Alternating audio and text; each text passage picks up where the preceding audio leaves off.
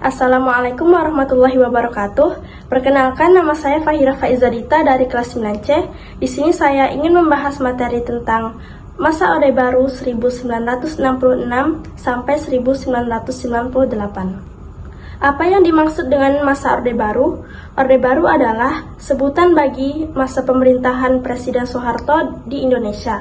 Lahirnya Orde Baru diawali dengan dikeluarkannya surat perintah 11 Maret 1966 atau disebut Super Semar. Beberapa perkembangan politik masa Orde Baru, yang pertama adanya Super Semar, yang kedua penataan stabilitas politik, yang ketiga penyederhanaan partai politik, yang keempat pemilihan umum, yang kelima pedoman penghayatan dan pengamalan Pancasila atau P4, dan yang terakhir dui fungsi ABRI.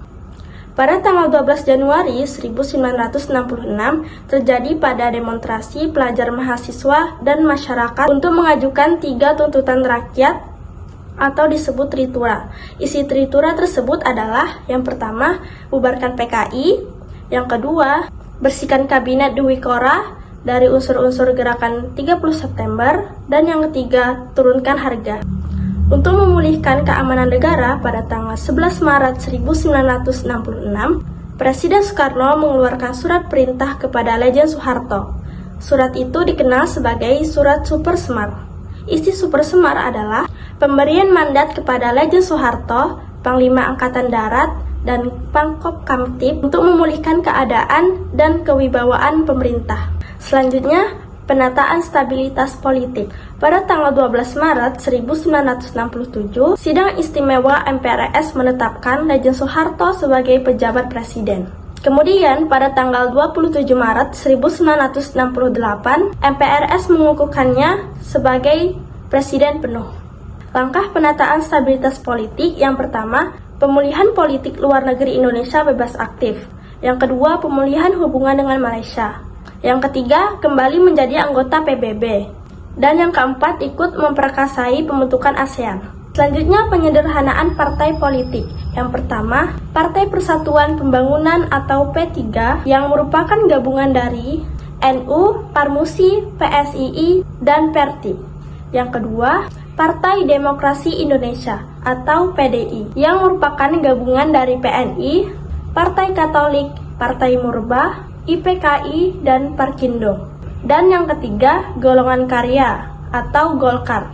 Selanjutnya, pemilihan umum. Pada masa Orde Baru, pemerintah berhasil melaksanakan 6 kali pemilihan umum, yaitu pada tahun 1971, 1977, 1982, 1987, 1992, dan 1997. Dan Golkar selalu memenangkan pemilu. Hal itu berkat dukungan PNS dan ABRI.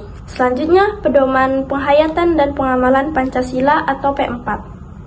Pada tanggal 12 April 1976, Presiden Soeharto mengemukakan gagasan mengenai pedoman untuk menghayati dan mengamalkan Pancasila yang terkenal dengan nama Eka Prasetya Pancakarsa untuk mendukung Pancasila dan UUD 1945 secara murni dan konsekuen. Selanjutnya, dui fungsi ABRI. Dui fungsi ABRI maksudnya adalah ABRI memiliki 2 fungsi, yaitu fungsi sebagai pusat kekuatan militer yang melindungi segenap bangsa Indonesia, dan fungsi sebagai kekuatan nasional yang secara aktif melaksanakan kegiatan-kegiatan pembangunan nasional. Selanjutnya ada perkembangan ekonomi masa Orde Baru.